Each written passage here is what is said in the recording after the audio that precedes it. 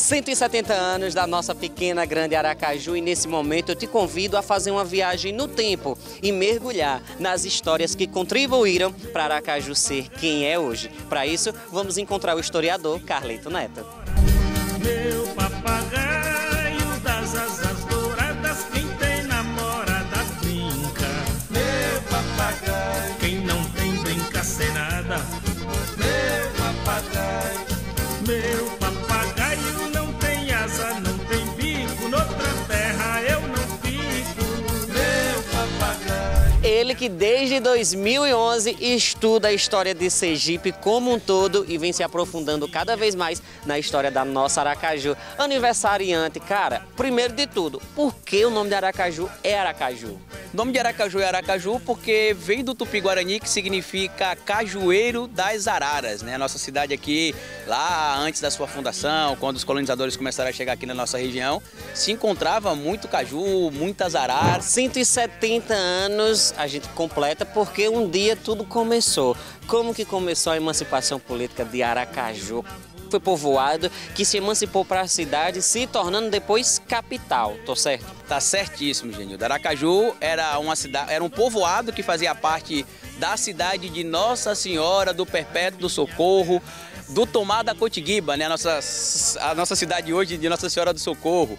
E o povoado era o povoado de Santo Antônio de Aracaju, onde fica ali mais ou menos hoje a região da igreja, né? Nossa igreja aqui da colina de Santo Antônio, por conta de situações econômicas que o estado de Sergipe estava passando naquele finalzinho ali da década do século XIX.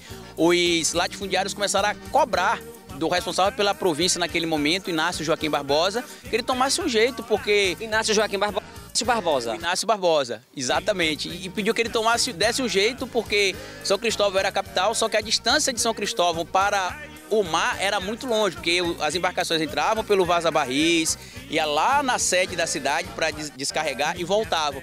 E foi aí que no dia 17 de março de 1855, ainda em tese sendo um povoado, que Inácio Barbosa decidiu que Aracaju seria a nova capital da província de Sergipe, e aí trouxe a capital para cá, mas começando a pensar naquilo que seria importante para os latifundiários. Aracaju importava, né, vendia naquela altura cana-de-açúcar, algodão, fumo, e aqui a gente tinha, né, o rio e o mar um do lado do outro, então não precisava as embarcações adentrarem muito a cidade, tanto que nessa região que a gente está aqui, é a região onde a gente pode dizer que Aracaju nasceu, porque a gente citou aqui a colina de Santo Antônio, mas essa região aqui, onde tem ali na frente o Atracadouro, que a gente chama de Ponte do Imperador, ali mais à frente a gente tem o terminal alfandegário, que tem esse nome porque era onde aconteciam as negociações de importação, exportação, compra, venda de produtos, e o papel de Inácio Barbosa foi importante por conta disso. Muita gente, Genildo, diz que ele foi visionário naquela época. Por quê? Porque hoje a gente vê Aracaju, essa cidade linda, né? Já foi escolhida até a capital da qualidade de vida,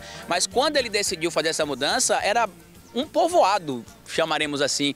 Então ele realmente foi uma pessoa corajosa. A partir dali começou a construir Aracaju como a gente conhece. Aracaju também foi uma das primeiras cidades projetadas do nosso país. Se você olhar Aracaju por cima, você vai ver que ela lembra um tabuleiro de xadrez, onde todas as ruas levam para o rio. Por quê? Porque a ideia era realmente você escoar a produção do que você fazia para o rio, e isso mostra também como é que desde aquela época, por exemplo, os empresários, o agro, como a gente brinca, né, já conseguia pressionar o governo, porque foi uma cobrança dos latifundiários que conseguiu convencer Inácio Barbosa de tirar a capital de São Cristóvão e trazer para Aracaju. Gente, o Carlito é uma enciclopédia ambulante, né? Ele tem muita história aí nessa cachola, viu? Me diga uma coisa, o turista que chega em Aracaju, quais pontos ele não pode deixar de visitar, já que ele quer conhecer a nossa história? Mas aqui nessa praça, por exemplo, aqui ironicamente a gente está na praça de trás, a Fausto Olímpio Campos, na praça da frente, Fausto Cardoso. Para quem talvez não conhece essas duas figuras aí, eram inimigos políticos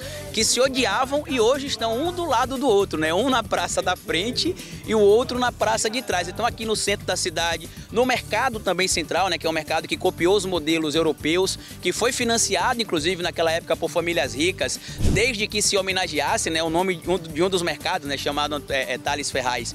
Ele foi feito também em homenagem a quem financiou, né, a construção dos mercados, a própria Avenida Beira-Mar, que apesar de a gente chamar de Beira-Mar, está na beira do rio. Quem foi Thales Ferraz? Thales Ferraz foi um engenheiro que ajudou a financiar algumas obras que aconteceram aqui em Aracaju, um empresário, né, um arquiteto, empresário, engenheiro.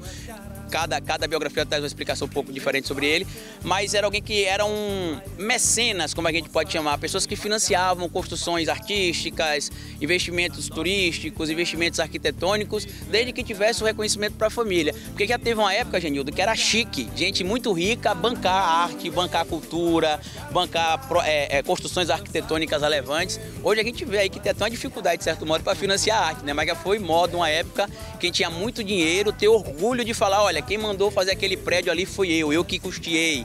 Quem mandou inaugurar aquela obra foi eu que paguei para construir. Porque era chique na época, né? Assim Bem que podia voltar essa moda, né? Bem que podia voltar, né? Inclusive fica aqui para as pessoas que estão assistindo a gente aí, que tem um bom poder aquisitivo, financia a cultura, invista em cultura, patrocine programas como o Canal Elétrico, por exemplo, para que cada vez mais a gente consiga levar a cultura para os lares do sergipano. Eu concordo com o Carlito. Muita gente pergunta, né, aquele símbolo que a gente tem na orla, os arcos da orla. E o de Inácio? Então, muita gente pergunta o que é que simboliza aqueles arcos ali. Tem dois significados, né? Um deles é em homenagem ao nosso presidente, governador da província, que teve a coragem de trazer a capital de São Cristóvão para Aracaju, Inácio Barbosa, mas os arcos simbolizam o nome da Atalaia, que se você olhar tem 4 arcos e a palavra Atalaia tem 4 As. Então cada arco ali seria supostamente um A da palavra Atalaia e é uma maneira de homenagear não só a nossa orla de Atalaia, como homenagear também o Inácio Joaquim Barbosa. Então, pontos que um turista, quando vem a Aracaju, e o aracajuano, o sergipano como um todo, precisa visitar e conhecer a história. Anota aí, tá? A excursão do professor Carlito Neto. Olha aí. Se eu fosse o guia de turismo de vocês, né? Vem descendo lá da Orla Pôr do Sol, né? Que era onde tem hoje o Rio Vaza Barris, que é pra gente saber como, inclusive, os nossos colonizadores chegaram aqui, né? Aí de lá você vem descendo, passando pela rodovia dos náufragos, para ali na porta do cemitério dos náufragos, lá tem o manche do navio que foi naufragado. De lá você desce para a Orla de Atalaia, aí ali tem um memorial dos heróis da pátria, que tem ali Princesa Isabel, Tiradentes e outras figuras. Tem também um outro memorial dos nossos escritores, literalistas ali também, que já é do lado ali dos arcos da Orla. Aí depois você desce, passa pelo Museu da Gente Sergipana, para conhecer um pouco mais da nossa história em um lugar específico e conhece o nosso centro. Porque eu acho que todo mundo que vem de uma cidade, Genildo, que quer conhecer a vida da cidade, entende em algum momento ou começar ou finalizar o seu passeio no centro, porque é onde tudo acontece na cidade. Aqui na praça onde a gente tá, tem pedras que, segundo você me falou, elas são desde o início. Exato. A maior parte das coisas que você tem visto aqui na praça, né, na Praça da Catedral, a Praça Olímpio Campos, ela é desde a época praticamente da fundação da igreja. Você tem evidentemente alguns reparos aqui, porque nem tudo dura tanto, apesar de a gente saber que as construções mais antigas são mais duradouras, mas você tem basicamente alguns reparos. Se você for olhar, por exemplo, dos palácios históricos que a gente tem na nossa frente aqui na Praça Fausto Cardoso, essas construções da nossa lateral que a gente tem aqui, por exemplo, onde era a antiga prefeitura, onde é hoje, por exemplo, o Palácio Simbólico do Governo, a Escola do Legislativo, a Câmara de Vereadores, ao fundo a gente tem o Museu do Judiciário Olímpio Campos também. Tudo isso aqui é mais ou menos da mesma época, ali entre o final do século XIX, algumas dessas construções, meados do século XIX, né, e outras do início do século XX, né, mas a maioria dessas obras que a gente está aqui, essas construções arquitetônicas, são mais do que centenárias. Se somar a sua idade e a minha, a gente ainda não consegue atingir a idade dessas construções. Até porque eu sou novinho. Se você chega no início da Praça Fausto Cardoso, ali onde tem a Ponte do Imperador, a gente tem a presença de algumas palmeiras imperiais. Essas palmeiras, elas têm a mesma idade de Aracaju. Na verdade, pelo que nos consta, Genildo, elas podem ser até um pouco mais antigas, né? Por quê? Porque a praça, mais ou menos desse formato que a gente conhece hoje, ela existia. O que é que foi construído ali? Foi construído o atracadouro, que a gente chama de Ponte do Imperador, que muita gente brinca, né, dizendo que ia ser uma ponte.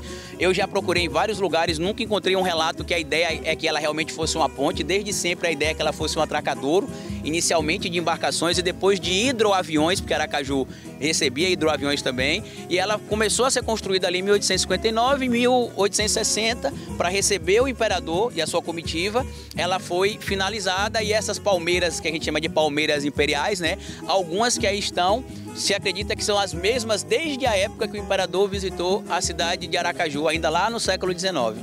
Carlito, para a gente fechar com chave de ouro, qual a sua mensagem principal para os aracajuanos nesse momento onde comemoramos 170 anos? primeiro de tudo, amem a sua cidade. Parabéns à cidade de Aracaju, parabéns ao nosso povo. A gente precisa amar cada vez mais a nossa cidade. Eu não nasci em Aracaju, mas eu amo Aracaju. Em todo lugar que eu vou, Genildo, dar entrevistas, fazer palestra, eu digo que eu sou aracajuano. E a gente precisa conhecer mais a nossa cidade, amar mais a nossa cidade e conhecer a história da nossa cidade. A gente hoje conversou aqui no off, por exemplo, antes de começar a gravação, sobre um monte de coisa que você não sabia, que a equipe não sabia, que ficaram surpresos. Imagina se a população de Aracaju, no geral, passar a saber das coisas que a gente falou aqui no off e que também não deu para falar tudo aqui nesse papo de hoje. Então, feliz aniversário para Aracaju, que a gente comemore muito em breve 200 anos, 250 anos e que daqui a alguns anos, Genildo, a gente esteja aqui de volta e um pouquinho mais velho e falando mais uma vez do orgulho que a gente tem de Aracaju e trazendo novas histórias para a nossa cidade, que hoje completa 170 anos, no dia 17 de março,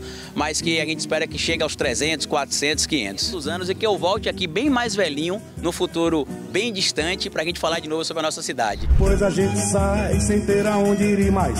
Pensa não, o mundo é mesmo aqui, tem lua e sol, faz si bemol no violão. Quando o dia raiar e vir a vida nascer, te amo Aracaju, resolvi te viver.